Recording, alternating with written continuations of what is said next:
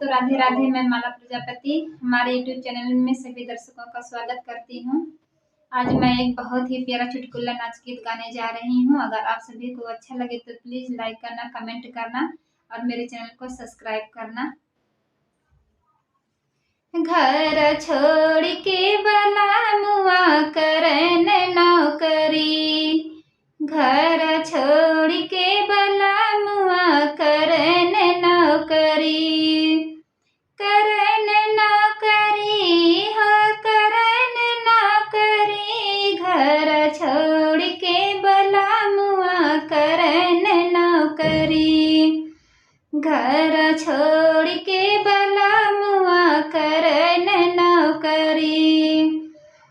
सोने की थाली में जेवना परोसिया, सोने की थाली में जेवना परोसिया, अरे जेवना न जे मैं उखड़या तरी, घर छोड़ के बलामुआ करन नौकरी, घर छोड़ के बलामुआ करन नौकरी।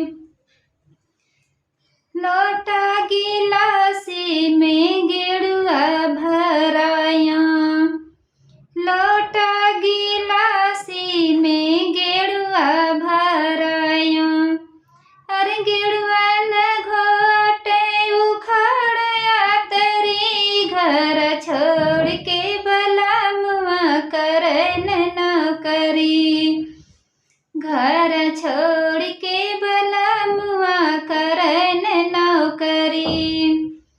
लौंगा इलायची कबीरा जोराया, लौंगा इलायची कबीरा जोराया, अरे बीरवा न कुचे उखड़ला तरी, घर छोड़ के बलामुआ करन नौकरी, घर छोड़ के बलामुआ करन नौकरी।